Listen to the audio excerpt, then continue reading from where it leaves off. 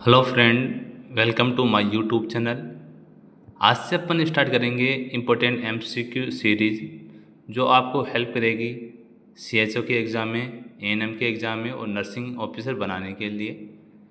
तो आज से अपन इसका पहला पार्ट अपन स्टार्ट करेंगे और ये अपना जो पार्ट है एमसीक्यू का वो कंटिन्यू अपन इस क्लास को लेते रहेंगे। तो आप रोज़ाना इस क्लास को लीजिए और आपको हेल्प रहेगी आपके जो आने वाली वैकेंसी है उनमें।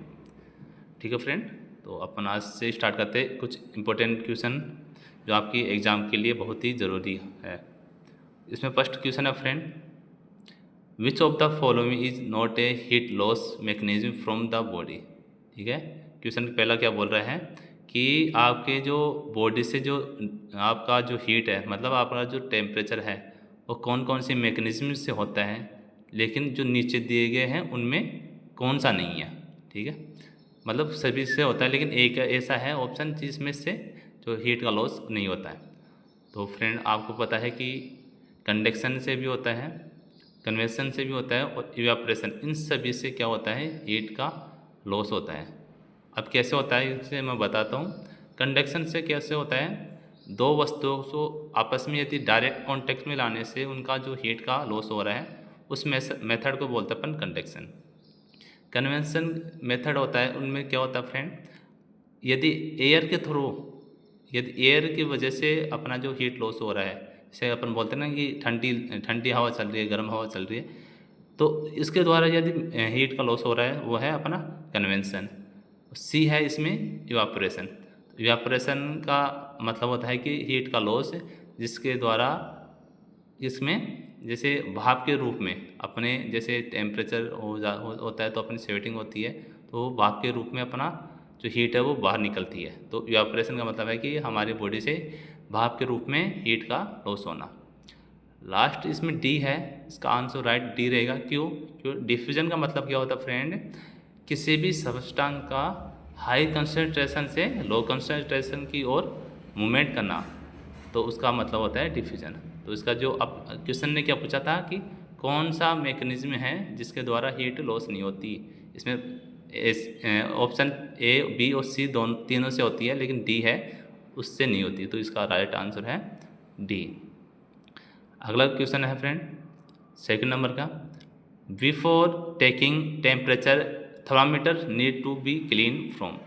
मतलब इस क्वेश्चन क्या बोलना चाह रहा है कि अपन टेम्परेचर लेते हैं उससे पहले थर्मामीटर को अपन कैसे क्लीन करते हैं।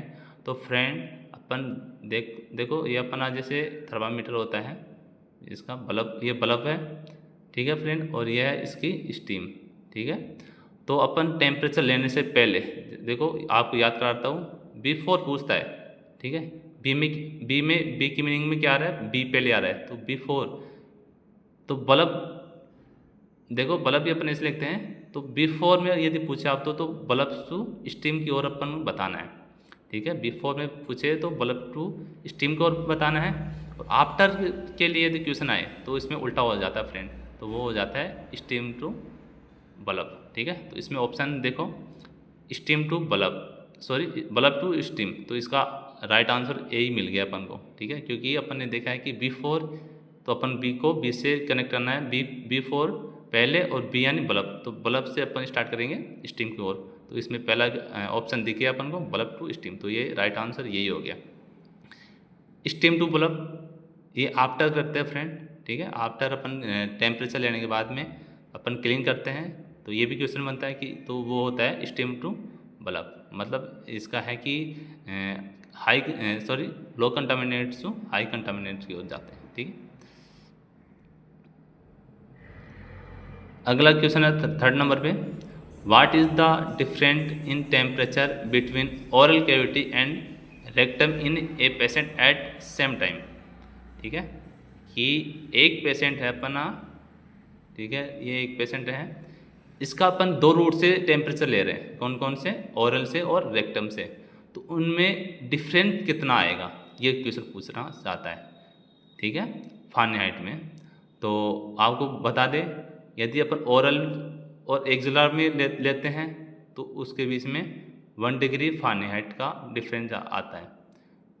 ओरल और रेक्टम के बीच में लेते हैं उसमें भी 1 डिग्री फ़ारेनहाइट आता है। लेकिन याद रखना, यदि एक्जिला ओरल के बीच में 1 का आता है, एक्जिला और रेक्टम के बीच में है वो आता है 2 डिग्री का। तो लेकिन यहाँ पे क्या पूछ रहा है, ओरल एंड रेक्टम। ओरल के बीच में बताया ना अपन ने, ओरल रेक्टम के बारे में बीच में अपन ने बताया 1 डिग्री का। तो इसका जो राइट आंसर है 1 डिग्री फ़ारेनहाइट। ठीक है फ्रेंड। अगला क्वेश्चन अपना क्वेश्चन नंबर 4 है, एक clinical thermometer indicate temperature in degree Fahrenheit from. मतलब ये क्वेश्चन क्या बोलना चाहता है कि अपना जो टेम्परेचर क्लिनिकल जो थर्मामीटर होता है इसकी रीडिंग जो फ़ारेनहाइट है उसमें कहाँ तक होती है। ठीक है, तो आपको बता दें कि जो अपना जो क्लिनिकल जो थर्मामीटर होता है उसकी जो फ़ारेनहाइट में है वो तो होती है अपनी कहाँ से 54 से 108 डिग्री फ़ारेनहाइट। ठीक है फ्रेंड।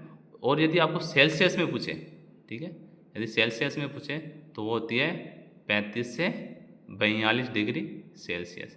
तो ये ध्यान रखना फ्रेंड। तो इसका राइट आंसर है ए। ठीक है, 54 से 108 डिग्री फ़ारेनहाइट। अगला क्वेश्चन है इसमें, temperature regulation is under control of. ठीक है, मतलब अपना बॉडी का जो टेम्परेचर है, तापमान है, वो कौन कंट्रोल करता है या किसके अंडर कंट्रोल होता है। ठीक है, तो आपको याद होगा कि हमारा जो हाइपोथैलेमस है वो अपने बॉडी का जो टेम्परेचर है वो कंट्रोल करता है फ्रेंड। तो इसमें देखते हैं हाइपोथैलेमस कहाँ है, लंग्स हैं। लंग्स का क्या काम होता है, अपनी CO2 को बाहर निकालना और O2 को अपने ब्लड सेल टिश्यू तक पहुँचाना। हाइपोथैलेमस, जी फ्रेंड, ये हाइपोथैलेमस राइट आंसर है। ये अपनी बॉडी का टेम्परेचर को क्या करता है, कंट्रोल करता है। पिट्यूटरी ग्लैंड, इसका कोई रोल नहीं होता टेम्परेचर में, कुछ हार्मोन होती है, लेकिन मेन जो रोल है वो हाइपोथैलेमस का ही होता है। पिट्यूटरी का क्या रोल होता है, हमारा जो हमारे जो हार्मोन्स हैं उसको रेगुलेट करती है। डी ऑप्शन है पीनियल ग्लैंड। तो ये इसका टेम्परेचर पर कोई कंट्रोल नहीं होता। इसका राइट आंसर रहेगा हाइपोथैलेमस। तो फ्रेंड, आज के लिए शॉर्ट वीडियो रहेगा आपका, और अपन इसको कंटिन्यू करेंगे। यदि आपको अच्छा लगा तो हमें बताइए कि आपको कैसे क्वेश्चन चाहिए।